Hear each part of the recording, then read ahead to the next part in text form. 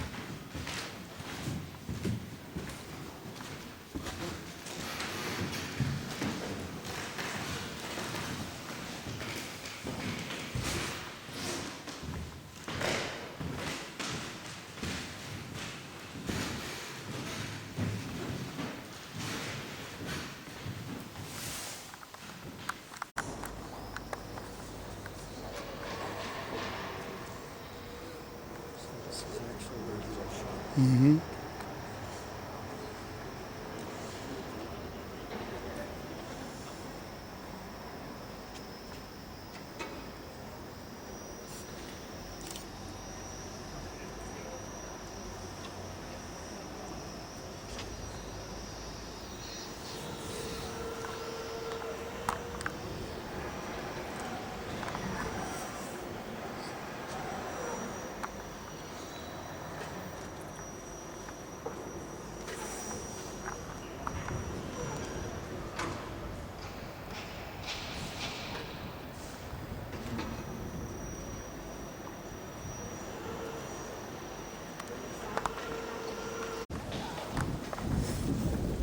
So this is symbolic,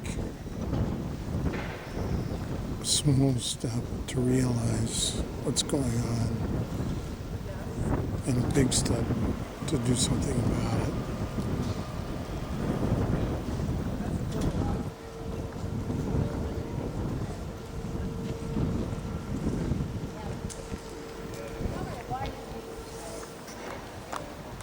In the early 90s, a lot of the employees of the government, even some of the MPs of parliament, weren't so keen on moving to Berlin overnight.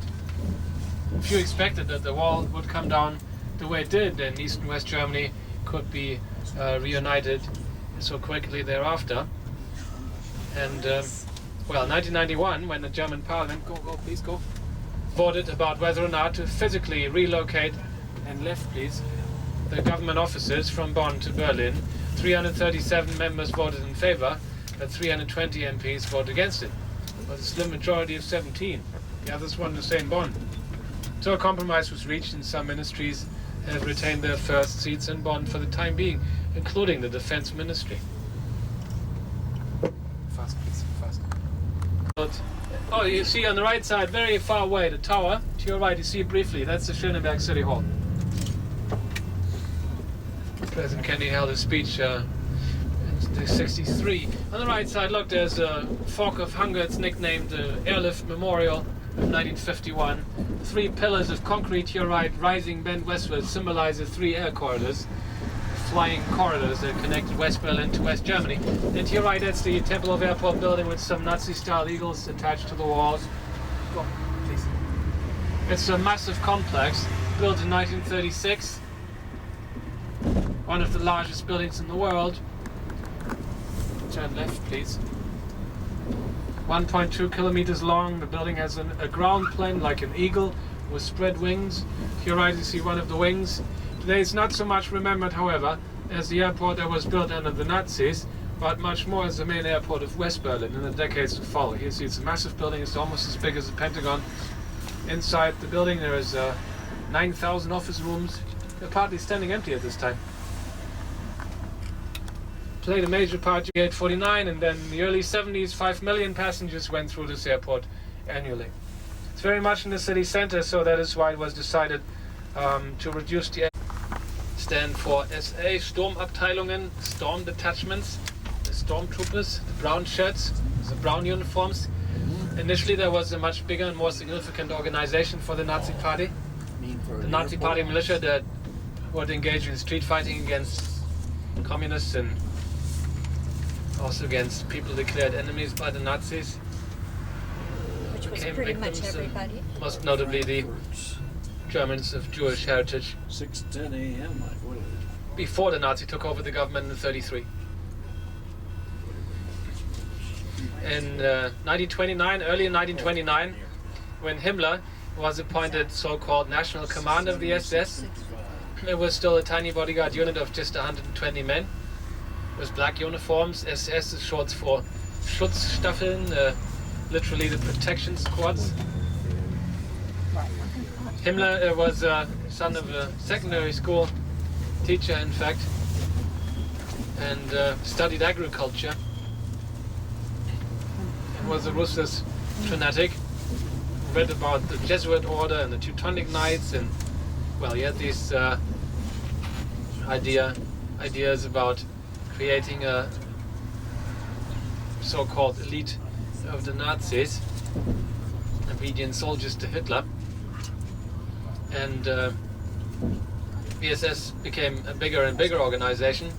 In 1934, after the so-called Night of Long Knives, when Hitler did away with Ernst Röhm in the SA leadership, who he suspected of disloyalty and too much independence, the SS was instrumental and carried out the murders, basically, and was then declared an independent organization.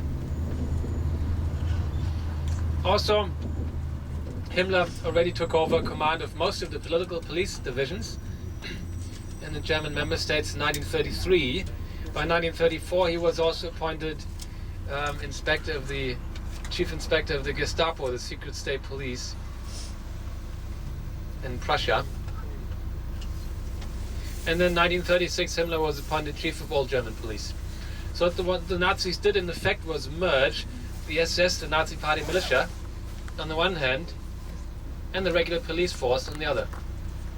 And lots of policemen who had been normal policemen, as it were, under the First German Republic, then also were implicated in the Nazi atrocities and became mass murderers.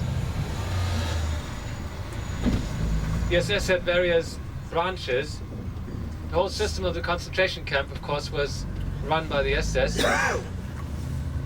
Concentration camp guards were the death head units. And there were people sitting in offices planning it all. And one such key location for the planners was the site where we're now going, which is now called Topography of Terror. The buildings are gone, but there are some excavated, slow down please, slow down, foundation remains. Also the SS later had armed units, of course, that were used in the war. Infantry regiments, tank regiments. In the end, in total the SS numbered 900,000 late in 1944. Slow, please, slow. On the right hand side, this is the Jewish Museum, of course, specifically later, but this is an original segment. And right down below you see the remaining foundations of the former Gestapo headquarters. The building extends all the way back there. Back there, that's the remnants of the former prison underneath. And then all further down, as I said, number 9, Prinz Albrechtstraße, it's just remaining foundations now. Where Himmler had his office. Around the corner, it's where we just drove past, that was where Heydrich had his office. Inside this building was a metal-clad facade. You will find models and photographs and documentation. Everything is displayed in English as well. As I said, restrooms in the basement, and almost that much time. I mean, those of you who are really very interested, later the idea was that we conclude our program at the Taekwondo Museum, which is literally the former Museum of Decorative Arts, which is now used as an exhibition hall for temporary exhibitions. And that was not part of the SS complex. All the buildings of that complex are gone, except for the remaining foundations you have just seen behind. the wall, as it were, on the right side, on what used to be the West Berlin side.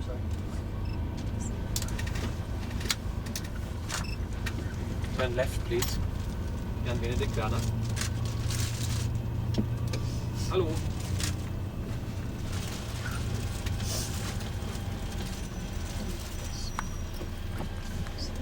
Der 19. To your left. Later, House of the Ministries of the GDR. Now, Finance Ministry.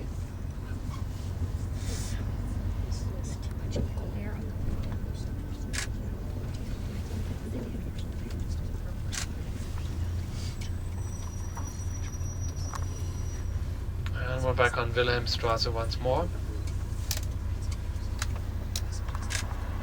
And are now heading over to the northeast corner of Berlin-Mitte. Historically an area called Spandauer Vorstadt, the Spandau Quarter. It's slightly confusing, for of course Spandau is today a city borough in the northwest of the city, on the outskirts. And it used to be a separate city before 1920.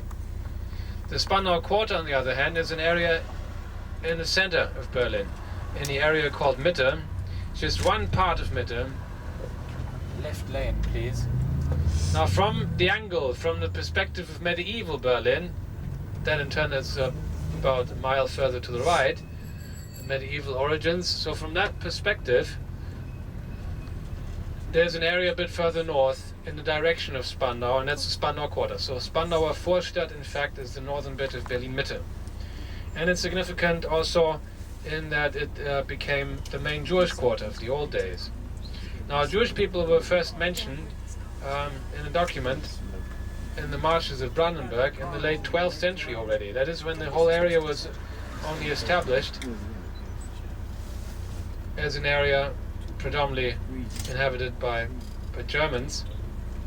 In fact, we do know from excavations that in antiquity Germanic tribes would have lived roughly in the lands between the Elbe and Saale rivers in the west and the Oder and Neisse rivers in the east. But they later migrated in the migration of the peoples in the 4th century, and then the area became Slavic in the 6th and 7th centuries. Slavic people moved in and Slavic princes ruled.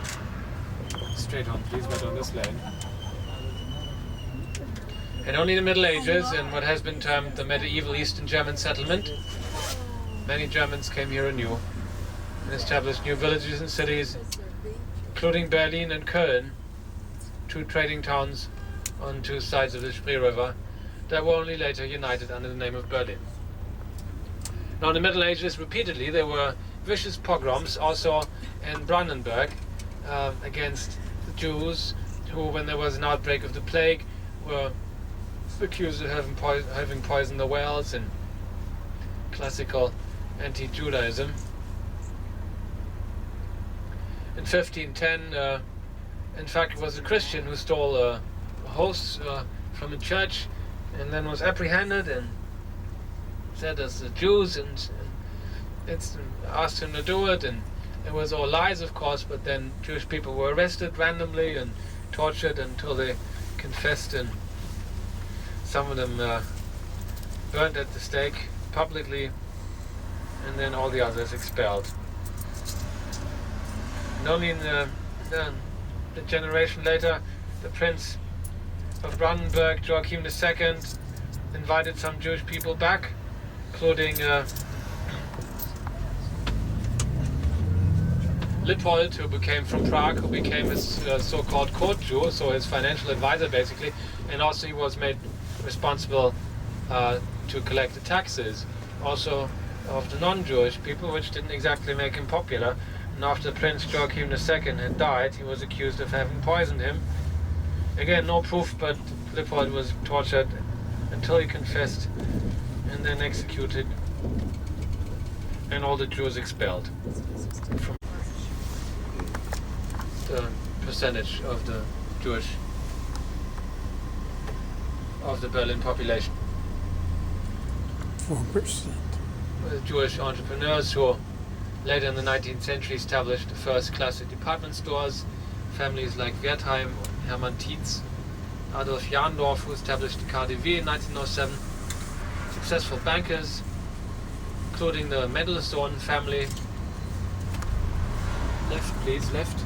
That goes back to Moses Mendelssohn, who, as legend has it, first arrived at the gates of Berlin coming from Dessau in 1743, aged 14, and was asked by the guard what he wanted, and then responded by saying to learn, and taught himself various languages: English, French, Latin, classical Greek, Hebrew, of course, German. He became the founder of the Jewish version of the Enlightenment, Haskalah, and tried to inspire his fellow Jewish Germans to adapt a little bit to their surroundings and integrate, but at the same time also maintain their Jewish religion and identity. There's this beautiful quote Moses Mendelssohn once said about the purpose of man: searching for truth, loving beauty, wanting good, doing the best. German writer Gotthold Ephraim Lessing based his play Nathan the Wise, more or less, in the times of the First German Republic.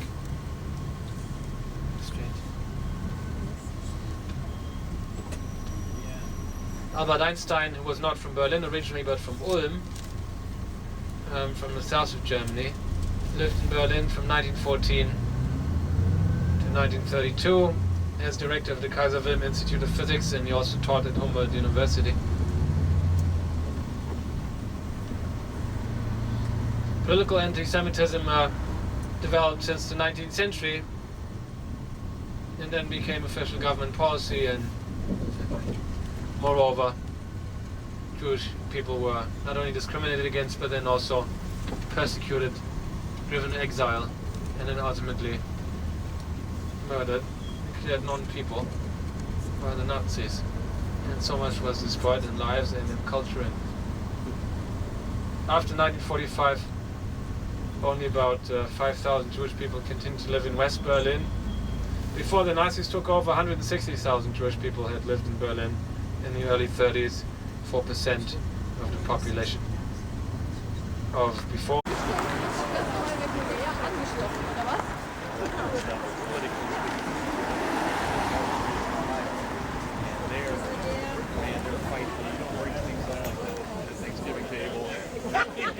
People get really mad, you know.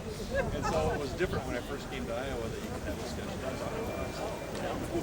Still be friends and be it. civil. Yeah, but the saying there is, if you don't vote. Ahead lies Hackescher Markt, a small square named after Count Hacke, city commandant in the 18th century. Go on, please. There's a public transport station there, and there's a Hackesche Höfe nearby. Complex of buildings arranged around 8 courtyards. Quite attractive. Take a bit too much time now to walk through all the courtyards. Most notably, in 1618, the territory known as East Prussia was inherited, the Duchy of Prussia, which is now partly Polish and partly Russian, as a result of World War II.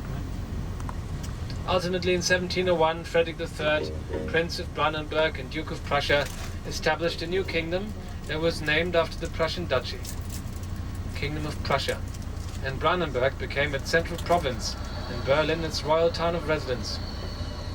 And then, as Prussia went along, it gobbled up more territory, as it were, conquered and annexed more territories, and in the end, Prussia had a total area of 135,000 square miles.